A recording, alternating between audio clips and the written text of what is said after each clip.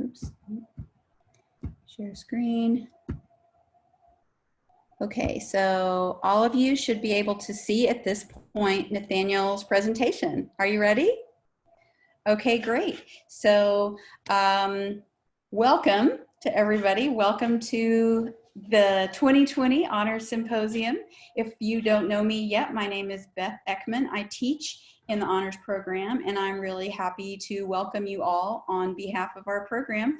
And please enjoy Nathaniel's presentation. Afterwards, I will hand it over to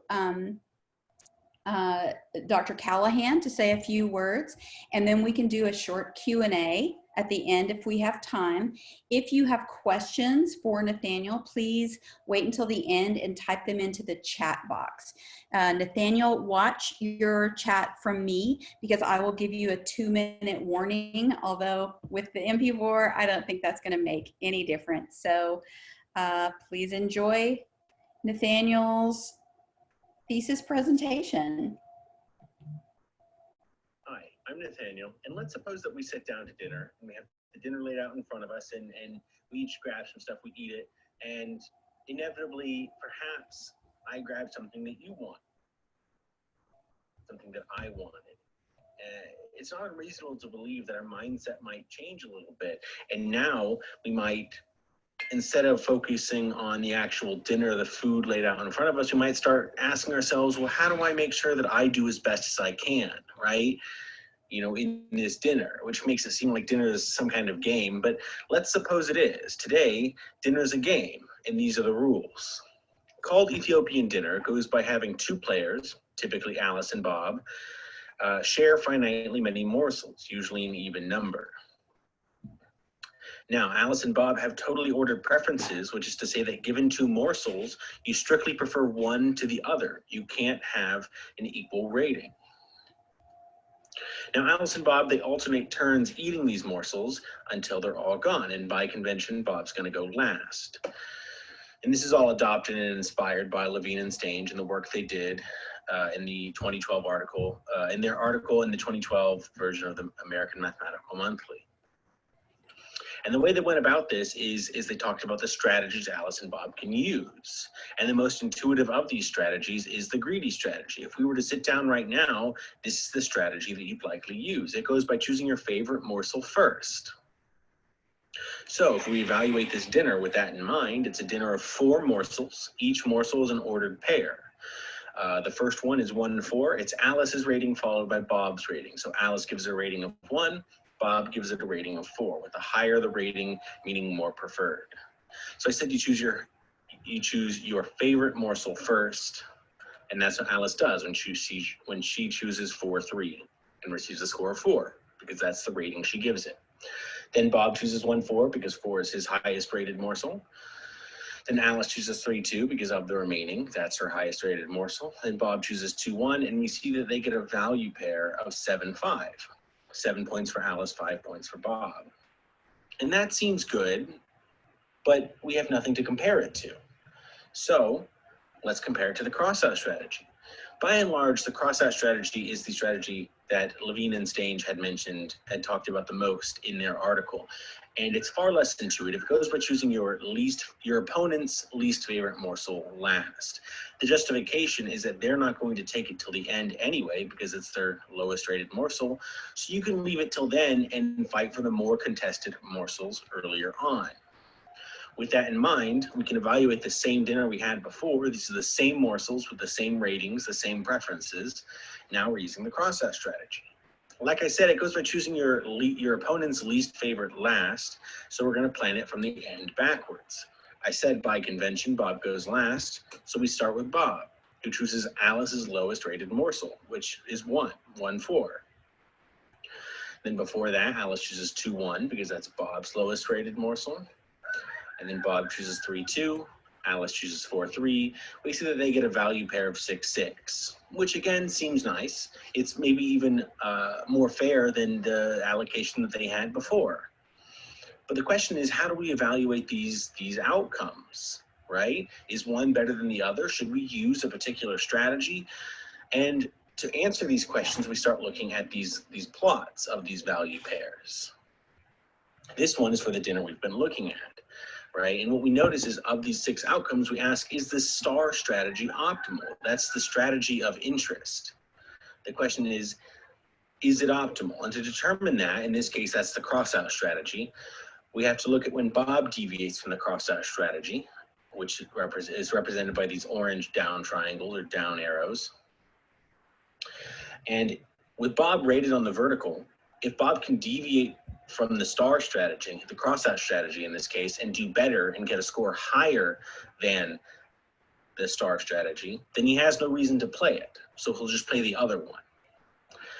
We also have to look when Alice deviates. Rated on the horizontal, if Alice can deviate, represented by the green left triangles or left arrows, and get a score more to the right than the strategy of interest, the star strategy, then she has no reason to play it. What we see is that there's no orange outcome above the star, no green outcome to the right of the star, which means that neither player can deviate from the crossout strategy and improve their score, which means for this dinner, the crossout strategy is optimal. But it's not just true of this dinner. What Levine and Stange had found was that the crossout strategy is optimal for any dinner of any size, particularly that any deviation in the strategy will end up having you do worse. And they formalize this to say that it forms what I'm going to be calling an optimal strategy, more formally a sub-game perfect equilibrium. Now, that's all well and good, but I want to change it up a little bit. I want to add a depreciation over time. I want to ask myself if the morsels, the values, if at the end of the dinner they're worth less than they are at the beginning, i.e. these morsels are now time sensitive, is the crossout strategy still optimal? Particularly, is there an optimal strategy? So to look into this, right, we now have to add a depreciation rate. In our case, it's 1/2. If you have a rating of 4 on the first round, the next round it's worth 2, the next round it's worth 1, on and on.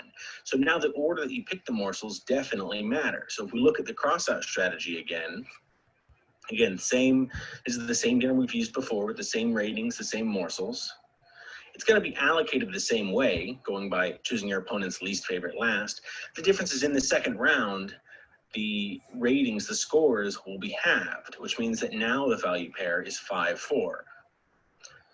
Now just to cross-check it with the greedy strategy, again, same dinner, same rating, same preferences. It's going to be allocated the same way, but in the second round, the scores are going to be halved, and they get a value pair of 5.5, 4.5. But remember, that's strictly greater for both Alice and Bob than the crossout strategy, which means that the crossout strategy is no longer an optimal strategy, not for time-sensitive Ethiopian dinner.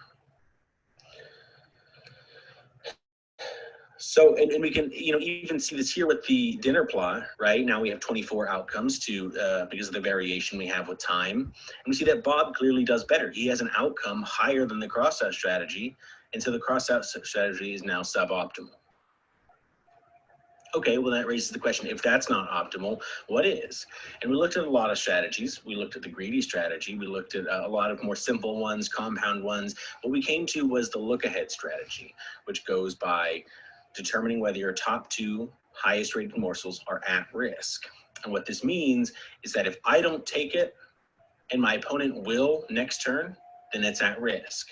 I.e., if I don't take my highest rated morsel and my opponent does, next chance he gets, it's at risk. So if one of these top 2 morsels are at risk, take it before your opponent does. But if both are at risk, or if neither are at risk, just err on the side of greedy.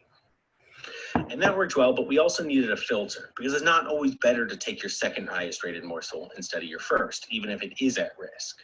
And so we look at this sort of filtering inequality. Essentially, it says if choosing your first and then your third next turn, if your first and third morsel in that order, if that's less than or equal to your second and first in that order, then and only then do you consider the riskiness of your morsels and the block above it. So, and then of course, if the inequality fails, then just be greedy.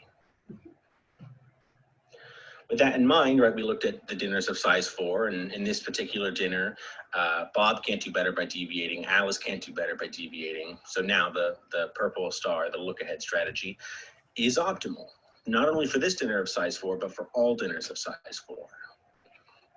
And so now we look at size 6. And again, we see that in this case now there's 720 orders, not all shown.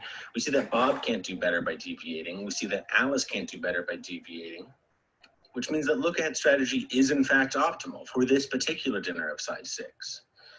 But it's not just true of this dinner of size 6. It's true of all dinners of size 6, and we exhaustively checked it. Excuse me. And so then the next thing we want to do is we want to move it up to larger sizes. And we run into a few problems. Particularly, this is the look-ahead strategy as we left it. The filtering inequality, it doesn't quite work the way we want it to anymore, right? So in the third version of this, right, we still have that inequality, but as it turns out, we have to look further. We have to look another turn into the future. And when we do that, we now have to compare if our first, third, and fifth, if that's less than our second, first, and fifth, and our second, first, and fourth, and our second, first, and third, and in some cases, our second, third, and first, all in that order. And clearly this is getting out of hand, right? It's getting very difficult to follow, I'm sure, but more importantly, it's getting very difficult, to have to add all of these inequalities to our program that we're using, and exhaustively check, 4 different new inequalities just for size 8, when it could be as large as 20 or larger, infinitely large. The point I'm trying to make is that it gets very, very chaotic. But if we just set that to the side real quick, let's just see if it works, right?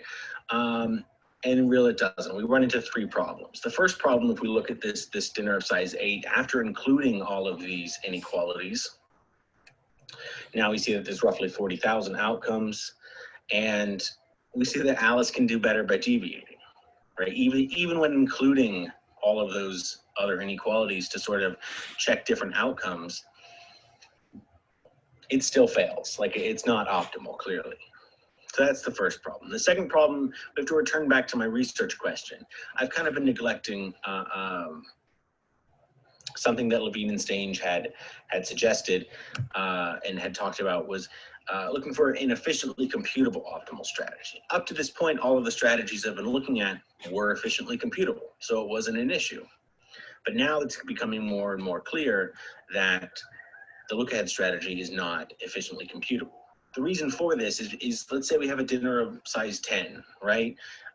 Even larger than what we've seen on the presentation thus far. And in order to figure out what Alice takes on turn 1, well, she needs to know what Bob takes on turn 2. So she needs to know what Alice takes on turn 3. So you need to know what Bob takes on turn 4. On and on, to a certain point where, okay, well, now knowing this, X turns in the future, I can now determine what I take on turn 1. Okay, now it's Bob's turn, and he does the same thing, looking X turns in the future every single turn. Now, this gets exponentially worse if we have a dinner of size 400, in which case, perhaps for just looking at one turn, you have to look 300, 350, 375 turns into the future for a single turn of deciding which morsel to take. So clearly it's inefficient. And finally, it might not be possible, right? What I had left out with my research question is, if not, because it very well could not be possible to have an efficiently computable optimal strategy for time-sensitive Ethiopian dinner, right? And to potentially solve them, to solve it doesn't work, maybe the different inequalities I use, instead of just using all of them, maybe you use different inequalities for different dinners. Maybe you modify the look-ahead strategy to test potential risk after looking a single turn in the future, rather than absolute risk, which makes you look X number of turns in the future. And finally, to figure out whether an optimal strategy does or does not exist, I ask myself, given any strategy, can I devise a dinner that makes it fail? And so those are sort of, the potential solutions to these problems. In the meantime, I think it's important to return to what we've contributed to the discourse, particularly the crossout strategy is definitely not an optimal strategy in time-based Ethiopian dinner. And look ahead is optimal up to size 6. And that's certainly nothing to scoff at. With that in mind, knowing what we have contributed, now we know where else we can go. Particularly the future directions are, what's the optimal strategy for dinners larger than size 7? We can also look at Ethiopian dinner with other depreciation rates. Maybe instead of halving each round, you just subtract 1 each round. But the issue with that is you might end up with negative rated morsels, and you have to somehow intuitively justify what that would mean. We can also look at both standard Ethiopian dinner and time-based Ethiopian dinner with more than 2 players and seeing how that would alter the game. We can look at Ethiopian dinner with non-sequential ratings. What I mean by this is we've been looking at dinners rated 1, 2, 3, 4. Instead, we can look at 1, 2, 3, 10 and see if that changes things. Finally, the last future direction that we can potentially continue to research is showing that an optimal strategy does not exist with time. And so these are the future directions for me, for you, for anyone really. But in the meantime, I want to show you my references. I want to thank you all for listening. Great, thanks so much, Nathaniel. Let me put myself on video here. That was wonderful. I enjoyed that a lot. And go back to my video here. Hang on just a sec. I'll learn this. Okay. Okay, so Dr. Callahan, this is your opportunity to say a few words, and then we will go to any questions that we have. So Dr. Callahan? Yeah, so I've really enjoyed working with Nathaniel the last 2 years. He's been to meet with every week. His poise and humor has always impressed me in talks, and in the most recent one, he always adds a new wrinkle, and this time it was the rooster in the background. Kind of threw me for a loop the first time I heard it. So I'll always appreciate hearing from Nathaniel and what he's working on, and I'm sure he has a bright future ahead of him, and I'm excited to see what he does and what he accomplishes. Wonderful. Thanks so much, Dr. Callahan. Okay. This is a great time to send, if you'll see at the bottom of your screen, there's a chat feature and you can ask any questions. And what I'll do to keep it simple is I will read any questions aloud. While you're thinking about that, I'd like to start, not only because Nathaniel was in my thesis prep class and I would agree with everything that Dr. Callahan said about him. I'm fascinated by game theory, and I'm particularly interested in this game as applicable to potentially distribution of resources. Has it been used for that at all? As far as this particular sort of take on this game, not really. Ethiopian dinner is not like a widespread sort of game known in the discourse. I think it just started. It was looked at by Levine and Stange, and I think they sort of there's not a long trail going backwards. But the greater idea of fair division is pretty widely kind of looked at resource allocation. In my exploration of the discourse, I had seen it used to how to look at in like Congress, the distribution of votes for one thing versus another. It's also really big in economics. I think this particular Ethiopian dinner is a very good model for 2 different companies competing for the same sort of resource or set of resources, and adding time, a depreciation over time is a more realistic but yeah, all sorts of different resource allocation applications. Yeah, definitely. And especially in our current moment where the distribution and need for specific consumables and resources is changing by the minute, right? So, okay, any other questions?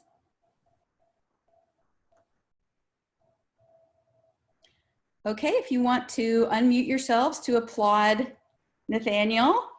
Bravo. Bravo.